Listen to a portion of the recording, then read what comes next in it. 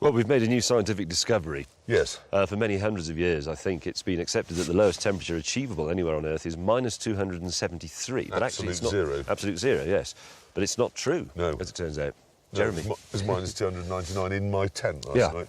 I want to present you. I know this looks very picturesque this morning, but I want to present you some of the discomfort I had to endure last night. This was my pillow. What they'd done is they got the case and simply walked around the campsite, filling it with either bits of manure or sharp stones, and then they'd sort of lightly smothered it with a sprinkling of icy melted glacial water. Yeah. And that was my pillow. This was my sleeping bag, my comedy Indian sleeping bag. So you do the zip up, but it remains open. Look, it didn't work, nothing. So I had this was open, my leg was sticking out into absolute zero, and then my head was resting on this, which is just filled with rocks. I'd like to present to you the blanket we were given. Here it is. Oh, it's a bit garish, but you think, well, that looks like a nice fluffy blanket. But I'd like to point out that... Completely transparent. Yeah, it's see-through. I mean, look at it.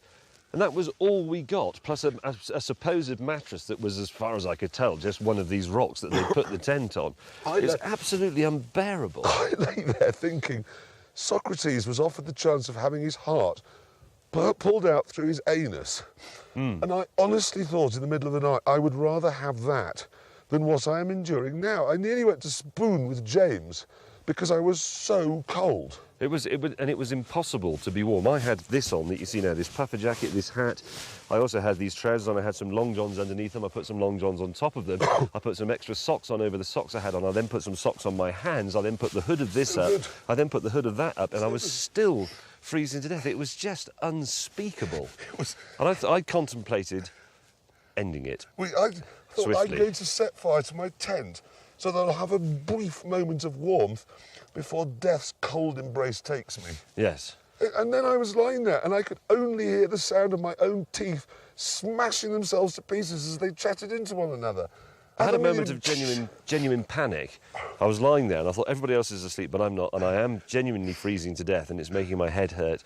And what shall I do? Shall I make a break for the rolls? What if I can't find it in the dark? And what if I can't find the rolls or the keys onto it and I then can't find my way back to my tent? And then you trip over a guy rope. Because that's the other thing about tenting. The campsite is littered with excrement and rope, so you trip over a rope with face first in excrement. Yep.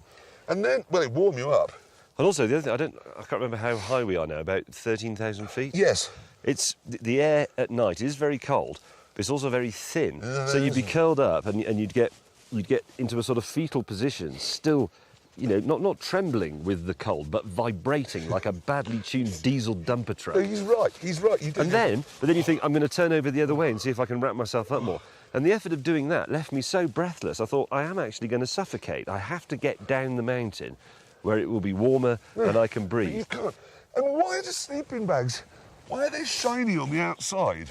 So you put the blanket on it and it just falls straight, well, blanket, the lace curtain on it, it falls straight off. Why, and this is a deadly serious question because I want somebody to answer it, do we have this vogue for a sleeping bag that is effectively mummification? Why, I mean, when I was a boy, a sleeping bag was rectangular and you could move around inside it and take a book inside it and a torch and things like that. But this is, you just wake up in the night thinking, somebody's come into my tent and performed some strange bondage act on me. I can't move my arms. I wanted to Minus get 299. up and kill Hammond. I mean, kill him. Kill him. I was just quick and stab him in the heart because he made me go through hell. I think we need to get some scientists up here to investigate this phenomenon of the lower temperature than we thought was possible. It was lower. My tent was...